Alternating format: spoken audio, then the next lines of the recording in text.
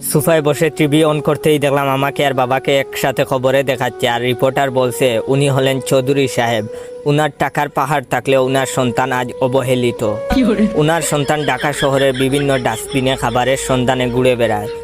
ইতিমধ্যে চৌধুরী সাহেবকে পুলিশ গ্রেফতার করেছে। উনি তার সন্তানকে কিভাবে অত্যাচার করে তার একটা ভিডিও আপনাদের দেখাচ্ছি। ভিডিওতে দেখলাম গতকাল বাবা যে আমার থাপ্পড় মেরেছিল সেটাকে যেন ভিডিও করে ওদের দিয়েছে।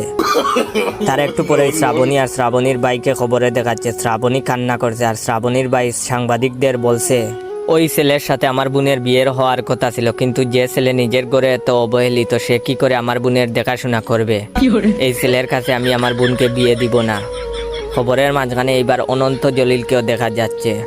অনন্ত জলিল বলছে আমি ছেলেটার ভিডিও দেখেছি, খুব কষ্টদায়ক ভিডিও।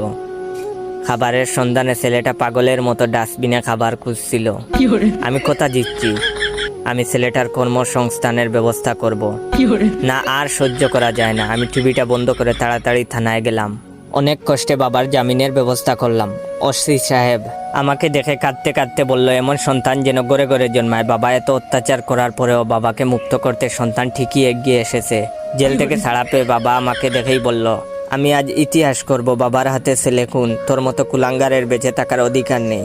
আমি দৌড়াচ্ছি আর আমার পিছনে বাবা, আর বাবার পিছনে কিছু সাংবাদিক যাদের খেয়ে দেয়ে কোনো কাজ নাই।